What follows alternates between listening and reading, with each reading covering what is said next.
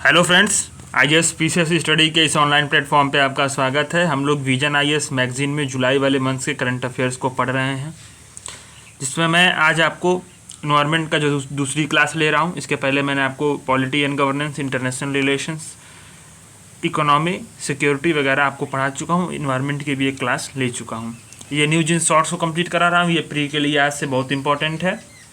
इसके बाद मेंस के पर्सपेक्टिव से 2 टॉपिक और भी कराऊंगा आपको, और कल हम लोग इन्वायरमेंट ख़त्म कर देंगे। इसके बाद जो है आपको मैं आज टेलीग्राम ज्वाइन कर लीजिएगा। शाम तक मैं आपको कुछ क्वेश्चंस भी दूंगा, आप उसको लिखिए और वहाँ पे अपने कमेंट्स में अपने कॉपीज़ को सेंड करिएगा। आपको चेक करके बिल्कुल मुफ्त में आपको दे देंगे, क्योंकि क्या है कि हम लोग चाहते हैं कि आपको फ्री इनिशिएटिव में ही सारी चीज़ें कंप्लीट हो जाएँ एक कम्प्रहेंसिव रूप में।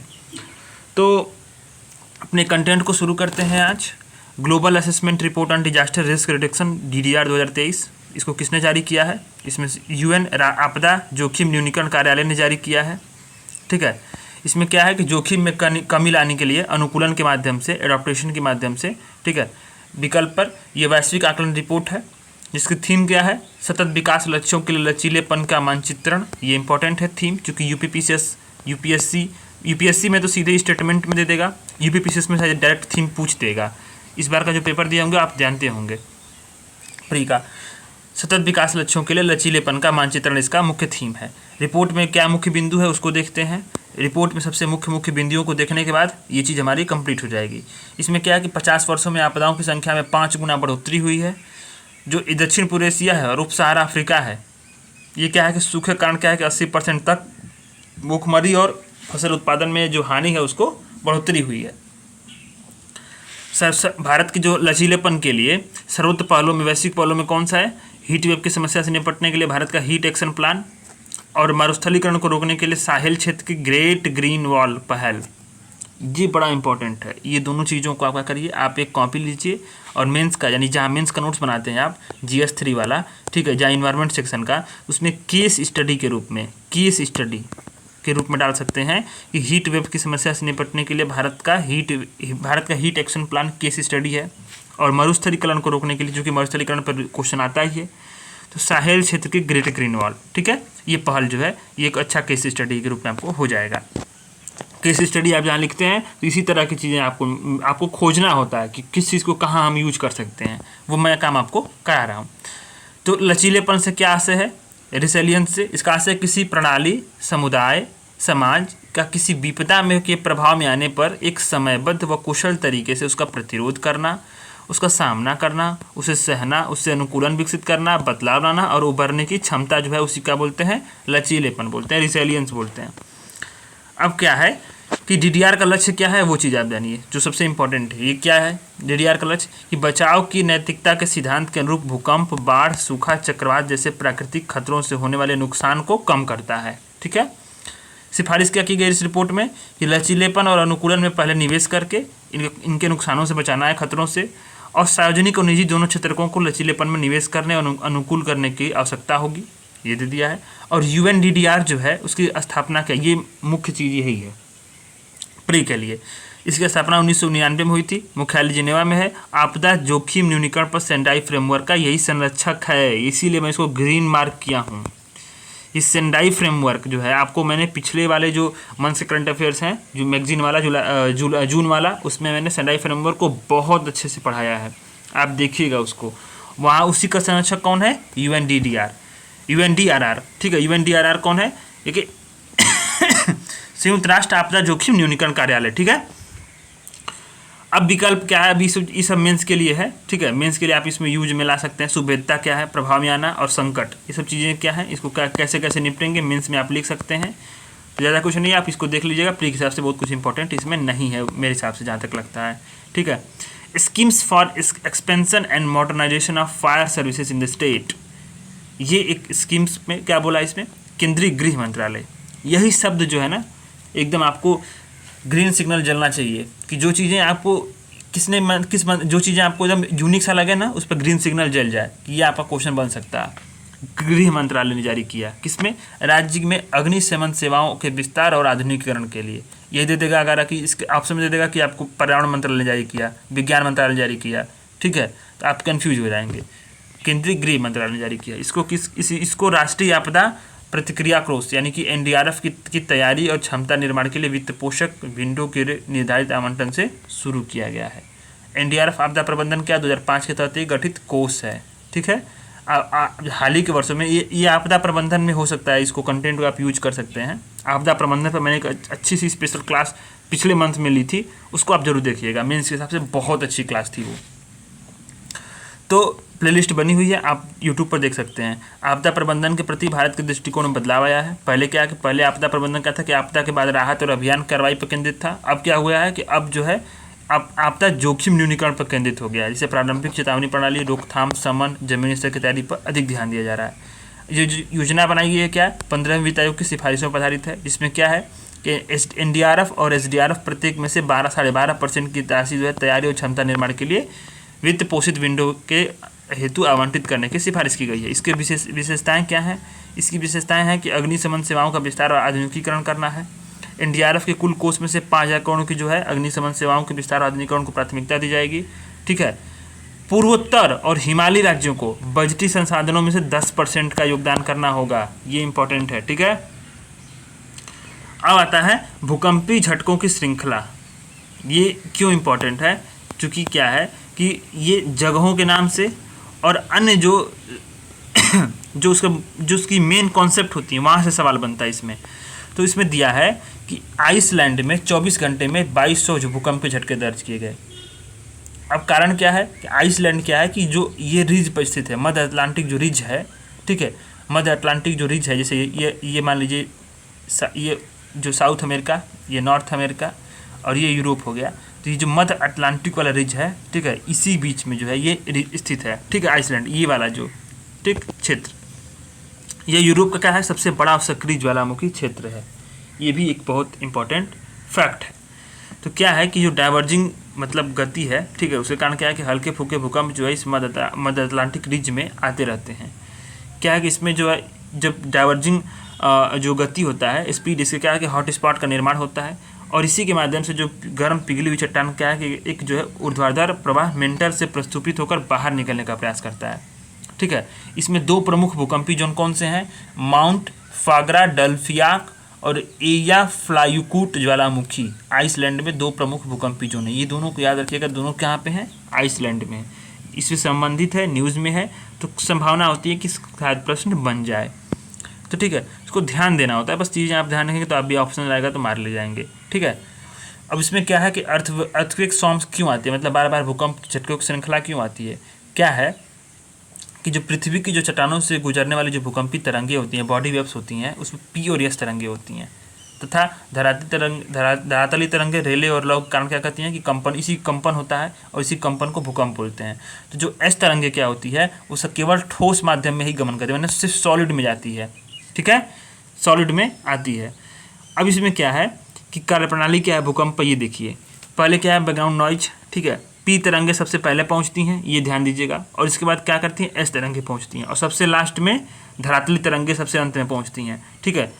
तो जो पी और एस तरंगे होती हैं वो 2 मिनट से थोड़ा सा अंतराल कम होता है, 2 मिनट का अंतराल थोड़ा सा उसका कम होता है और अधिक होता है, ठीक है, पी और एस तरंगों के बीच में। तो यही चीज़ें हैं।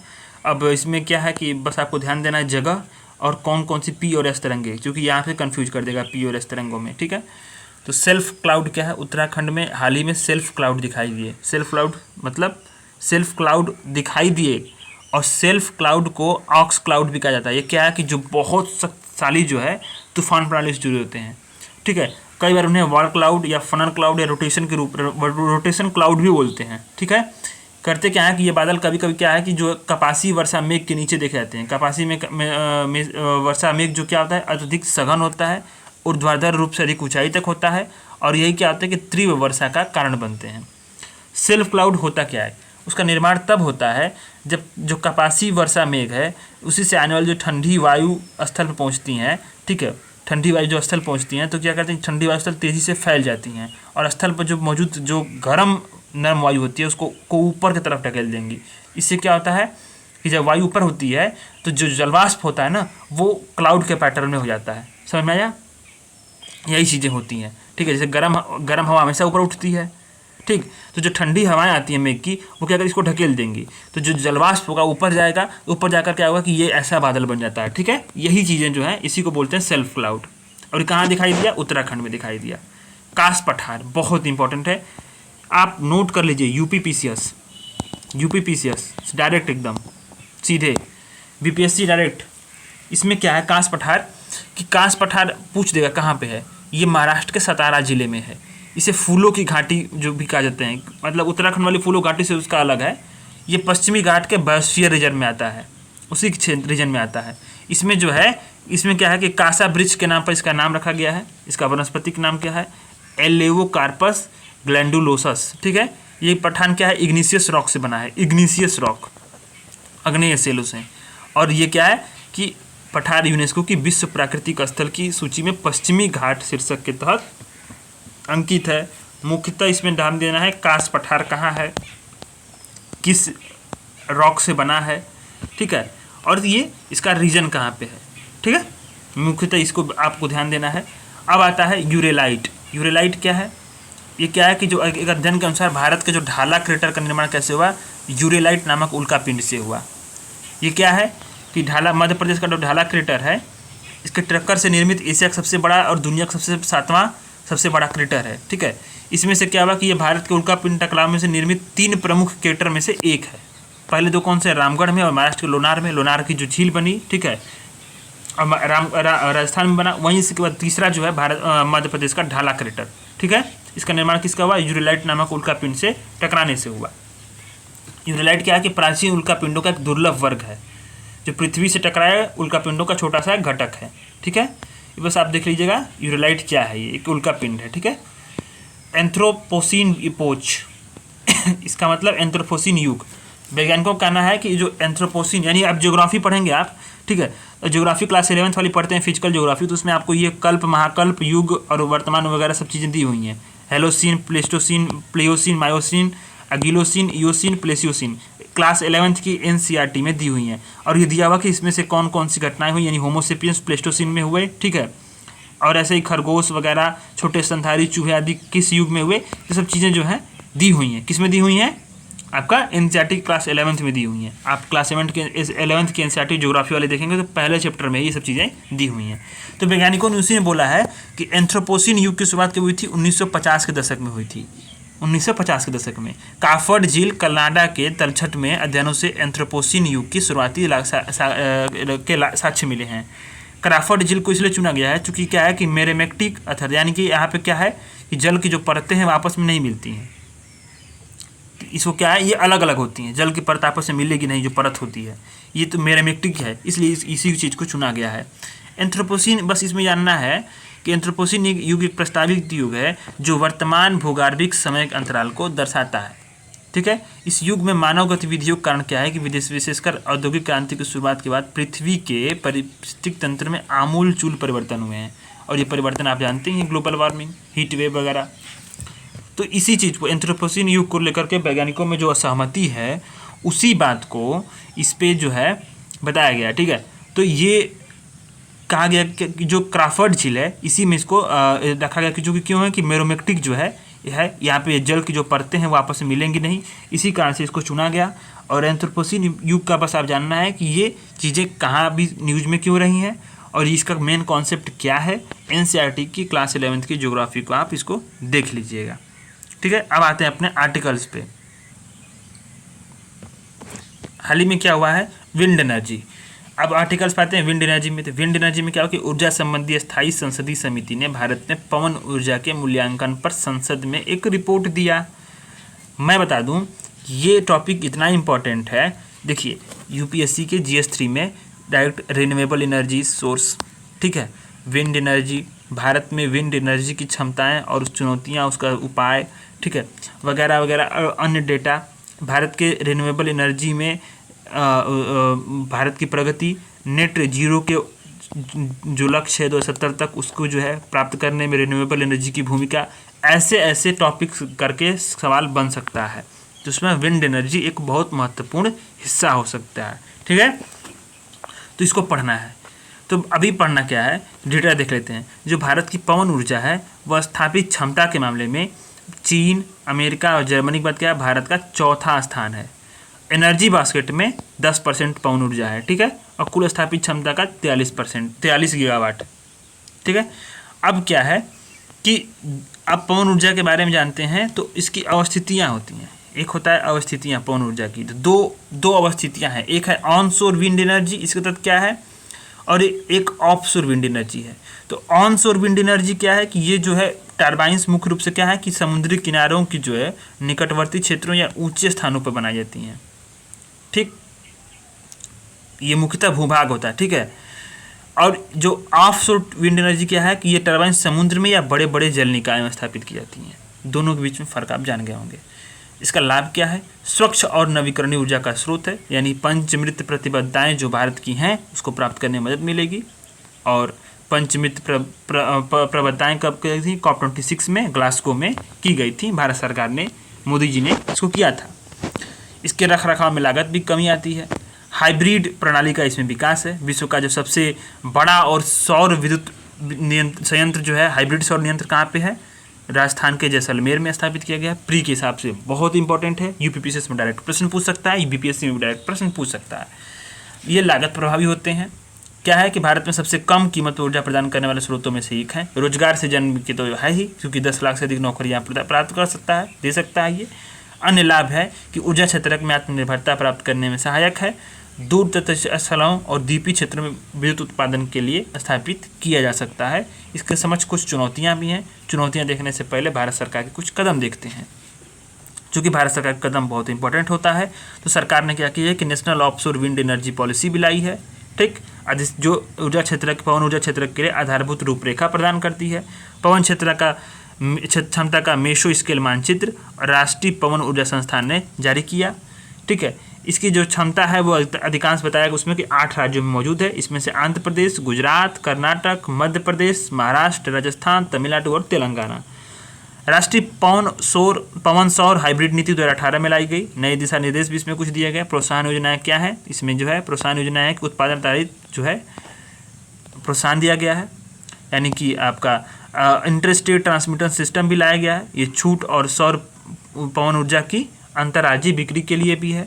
Policy for repowering of wind power project 2016 ये इसका भी लाया गया। इसमें क्या है कि इरेडा जो है प्रोत्साहन देगा किसमें, वित्त पोषण में, ठीक है, यानी रिपावरिंग और पुनरुद्धार हेतु सुगम व्यवस्था का निर्माण करके पवन ऊर्जा संसाधनों का बेहतर उपयोग करना है, ठीक।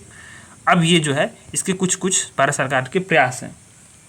अब आते हैं कि कुछ चुनौतियाँ भी हैं इसमें। चुनौतियाँ क्या हैं कि भौगोलिक सघनता है। देश में क्या है कि पवन ऊर्जा के लिए आदर्श स्थल बहुत कम है। काफ़ी हद तक जो है पहले ही भूभागों का दोहन किया जा चुका है। Repowering of the wind and the wind power project के लिए मसौदा निधि 2022 को मंजूरी देने में विलंब की गई है, क्योंकि हितधारकों से फीडबैक नहीं मिला। हाई टैरिफ है, ठीक है, हाई टैरिफ जो है इससे क्या है कि पवन अन्य नवीकरणीय ऊर्जा स्रोतों में क्या है कि जो सौर ऊर्जा की तुलना में पवन ऊर्जा पर अधिक प्रशुल्क है, यानी हाई टैरिफ है। वन जीवों पर प्रभाव भी पड़ता है। विंड फार्म्स वन जीवों की प्रत्यक्ष और प्रत्यक्ष दोनों रूप से प्रभावित करते हैं। प्रत्यक्ष क्या है कि वन जीव विंड फार्म में स्थापित विंड टरबाइन पंखों से टकरा जाते हैं। अप्रत्यक्ष में क्या है कि विंड टरबाइन से ध्वनि प्रदूषण, पर्यावास की हानि और प्राणियों के अस्तित्व और प्रजनन क्षमता पर नकारात्मक प्रभाव पड़ता है। और जो अपतटीय विंड फार्म से संबंधित कुछ चुनौतियां हैं वो क्या है उसको भी देख लेते हैं। उपयोग न की गई अपतटीय पवन ऊर्जा क्षमता इससे भी स्थापित की गई हैं। विंड फार्म से स्थल भाग तक बिजली पहुंचाने वाले केबल्स की रक्षा करना बहुत जरूरी है। अपतटीय विंड फार्म का डिजाइन और विनिर्माण और परिचालन इसमें क्या है कि इस पर आकाशीय बिजली गिरना, लंबे समय तक परिचालन में रहने के कारण क्या है कि क्षमता में कमी हो जाती है। स्थानीय लोगों पर प्रभाव पड़ता है, विशेष रूप से मछली वगैरह पकड़ने के लिए जो है इसे जो अपतटीय विंड फार्म होते हैं इससे पर्यटन भी प्रभावित होता है और संतोष भी हो सकता है। तो आगे की राय समिति ने कुछ बताई है। आगे की राय क्या बताई है वो आप अपने आंसर्स में भी लिख सकते हैं। क्योंकि क्या होता है कि जो संसदीय समिति होती है वो बेहद महत्वपूर्ण होती है, उसके रिपोर्ट्स बड़ी महत्वपूर्ण होते हैं। तो समिति ने क्या दिया है कि नई और कुशल टरबाइंस को लगाया जाए, पुरानी और कम कुशल टरबाइंस को हटा करके तकनीकी रूप से एडवांस कुशल टरबाइंस को लगाया जाए। वायबिलिटी गैप फंडिंग योजना को जो है अंतिम रूप देना आवश्यक है। Repowering of the wind and wind power project के लिए मसौदा नीति 2022 को मंजूरी देना चाहिए। अपतटीय पवन क्या है कि 2030 तक 37 गीगावाट की अपतटीय पवन ऊर्जा स्थापित करने का लक्ष्य निर्धारित किया गया है और शीघ्र ही बोली व्यवस्था संबंधी विवरणों को प्रकाशित करने की आवश्यकता है। अन्य सुझाव क्या दिए गए हैं? टैक्स ब्रेक को शुरू करना है, यानी कि जो ऊर्जा की बिक्री पर उद्योगों के अनुकूल टैक्स ब्रेक लागू करने का सकता है। नीतिगत फ्रेमवर्क को मजबूत बनाना है। इसमें अपतटीय विंड फार्म्स के लिए आपको ध्यान देना है इसमें कि दो टॉपिक और दिया हुआ है। एक बड़ी टर्बाइन ब्लेड्स का उपयोग करना है, जिससे क्या कि दक्षता में वृद्धि होगी और लागत में कमी होगी। तो ये चीज़ें जो हैं टर्बाइन्स की मांग को बढ़ाने और विनिर्माताओं द्वारा आपूर्ति सुनिश्चित करने के लिए, प्रोत्साहन करने के लिए क्या करना चाहिए? नीतिगत फ्रेमवर्क को मजबूती देना चाहिए। तो ये कुछ आपके आगे की राह हो गए। इसी को आप डायरेक्ट जो मैंने आपको हाईलाइट किया वो आपको आंसर्स में लिख सकते हैं, ठीक है। और ये है आपका विंड एनर्जी। अब आते हैं आपको एक छोटा सा टॉपिक और भी है, ये है कि पोत परिवहन द्वारा होने वाले ग्रीन हाउस गैसेस के उत्सर्जन में कमी लाने के लिए आईएमओ रणनीति 2023 बहुत इंपॉर्टेंट है। बहुत इंपॉर्टेंट इसलिए चूँकि क्या है कि GS3 में डायरेक्ट मेंस में प्रश्न बनता है कि ग्रीन हाउस रिडक्शन के लिए कुछ उपाय बताइए। तो ये आप उसमें लिख सकते हैं करंट अफेयर्स में कि आईएमओ ने भी अपने ग्रीन हाउस इमिशंस जो जहाज़ों से समुद्र में होते हैं उसको लिए अपनाया है। समुद्री जीवों की रक्षा के लिए, समुद्री जीवों वन जीवों प्रणालियों पर ग्रीन हाउस गैसों का प्रभाव पड़ने के लिए ऐसे टॉपिक बनते हैं, ऐसे टॉपिक प्रश्न बनते हैं, ठीक है। तो उस पर कुछ उपाय सुझाइए, समुद्री जीवों पर ग्रीन हाउस गैसों का प्रभाव कम करने के लिए, या उसके कुछ रणनीतियाँ बताइए, या आलोचनात्मक मूल्यांकन कीजिए, या समग्र चर्चा कीजिए, विश्लेषण कीजिए। ऐसे जो है क्वेश्चंस बनते हैं और मैंने करीब आपको 8-10 क्वेश्चन बता ही दिए। तो इसमें आप लिख सकते हैं। तो क्या है, आप उसको पढ़ते हैं पहले कि अंतर्राष्ट्रीय समुद्री संगठन ने क्या बोला, पोतो जहाज़ों से होने वाले ग्रीन हाउस गैसेस उत्सर्जन में कमी लाने के लिए एक रणनीति को अपनाया। रणनीति है क्या ये, अब उसको जानते हैं। ये आप जान लीजिए कि जो समुद्री पर्यावरण संरक्षण जो समिति है वो क्या, मैराइन इन्वायरमेंट प्रोटेक्शन कमेटी क्या है कि इसके ये आईएमओ की महत्वपूर्ण समिति है। ये आईएमओ की बहुत महत्वपूर्ण समिति है। अब पोत परिवहन उद्योग द्वारा क्या है, ग्रीन हाउस गैसेज उत्सर्जन में 2.89 यानी कि अप्रॉक्स 3% की हिस्सेदारी है पूरे टोटल ग्रीन हाउस गैसेज में पोत परिवहन द्वारा। इसमें क्या है कि carbon dioxide, black carbon, nitrogen dioxide और नाइट्रस ऑक्साइड जो है ये निकलते हैं। तो रणनीति क्या है कि 2030 तक CO2 के उत्सर्जन में 40% तक कमी करना है और जितना जल्दी हो सके ग्रीन हाउस गैसेस को जो मैक्सिमम पीक है उसको हासिल करना और 2050 के या उसके आसपास क्या है नेट जीरो के लक्ष्य को प्राप्त करना 2050 के आसपास, ठीक है। ये लक्ष्य बनाया गया है, ठीक। ये बहुत इंपॉर्टेंट है, बहुत इंपॉर्टेंट है, क्योंकि क्या है दे देगा कि 2070 तक इसको लक्ष्य को प्राप्त करना, ऑप्शंस में दे देगा प्री में, पर 70 नहीं है 50 है, उसी के आसपास, ठीक है, ध्यान देना। और नई पोतों की ऊर्जा दक्षता को बेहतर करना है, प्रौद्योगिकी को अपनाना है, ठीक है। समय समय पर समीक्षा करनी, यानी पंचवर्षीय समीक्षा करनी है। पहली समीक्षा 2028 में होगी, प्री के लिए बड़ा इंपॉर्टेंट है ये, इसको ध्यान दीजिएगा। अभी क्या है, तो अब इसमें देखते हैं कि कुछ चुनौतियां हैं। अभी से चुनौतियां क्या हैं वो भी देख लेते हैं। चुनौतियां जो है ये बहुत इंपॉर्टेंट होती हैं, क्योंकि क्या है कि पोतों और विनियमों का पालन करना क्या है कि इसे बाध्यकारी नहीं है। रिट्रोफिटिंग की लागत उच्च है, मतलब जो डिकार्बनाइजेशन प्रौद्योगिकियाँ होंगी उसका उपयोग करेंगे तो पर इसमें क्या है कि जो लागत होगी काफ़ी हाई है, तो बहुत सारी कंपनियां इसमें आनाकानी करेंगी। पारंपरिक ईंधन को त्यागने में बाधा है काफ़ी, चूँकि अन्य ईंधन जो है हाइड्रोजन वगैरह बहुत काफ़ी महंगे हैं। और कार्यबल संसाधन प्रभावी निगरानी सहयोग की आवश्यकता जो है, ये सब में से चुनौतियाँ आती रहती हैं। तो ये जो है कुछ चुनौतियाँ हैं। अब निष्कर्ष में क्या लिख सकते हैं हम, निष्कर्ष में आप लिख सकते हैं कि हमें पोत परिवहन उद्योग से होने वाले उत्सर्जन को और कम करने की आवश्यकता है। इसके लिए निम्नलिखित उपायों द्वारा संभव किया जा सकता है। नवाचारी डिकार्बनाइजेशन समाधानों को अपना करके, ठीक, वैश्विक सहयोग को सुनिश्चित करके, बाजार आधारित उपायों को बढ़ावा दे करके, विकासशील देशों को सहायता दे करके और बुनियादी ढांचे को बेहतर बना करके ऐसे हम काम कर सकते हैं। भारत सरकार ने कुछ प्रयास भी किए हैं। भारत सरकार के प्रयास भी थोड़ा सा एक मैप साइड में बना करके इसको लिख सकते हैं कि पोत परिवहन और राजमार्ग मंत्रालय ने हरित बंदरगाह के लिए हरित सागर दिशा निर्देश 2030 जारी किया है, ठीक है। भारत क्या है, आईएमओ की ग्रीन वॉयस 2050 प्रोजेक्ट के तहत चुना जाने वाला पहला देश है। ये इंपॉर्टेंट है प्री के लिए। मैरीटाइम विजन 2030 में एक संधारणीय समुद्री क्षेत्र की परिकल्पना की गई है, किसके द्वारा, भारत सरकार द्वारा, ठीक है, भारत सरकार द्वारा। और कुछ बंदरगाहों को हाइड्रोजन हब के रूप में विकसित किया जाएगा। ये क्या करेंगे, 2030 तक हरित हाइड्रोजन के प्रबंधन, भंडारण और उत्पादन में सक्षम होंगे, जहाँ से जो है ईंधन ले सकते हैं, ठीक है। और ये कुछ प्रौद्योगिकियाँ हैं, closed loop scrubber, selective catalytic reduction and slow steaming, ये जो है कुछ नीतियाँ। तो आप इसमें से आप कंटेंट को अधिकतर पढ़ लिए होंगे। कल हम लोग जो है जल्दी से जल्दी इसको ख़त्म करने की कोशिश करेंगे, क्योंकि क्या है कि इसमें मेंस के हिसाब से मैं आपको कुछ क्वेश्चंस भी दूंगा और उसको उसी के हिसाब से आपको पढ़ाऊंगा। बहुत इंपॉर्टेंट होगा कल का क्लास। और आज थोड़ा तबीयत भी नहीं ठीक थी, इसीलिए थोड़ा सा मैं आज ज़्यादा एक्टिव भी नहीं हूँ, ठीक है। तो नेक्स्ट क्लास में हम लोग जो है इसको कंप्लीट करेंगे और आगे चल करके हम लोग इस पर क्वेश्चन आंसर खूब सारे प्रैक्टिस करने वाले हैं, ठीक है। आप आंसर्स लिखिए, कॉपी सेंड करिए टेलीग्राम पे, चेक होकर आपको जरूर मिलेगी, फीडबैक भी मिलेगा। धन्यवाद।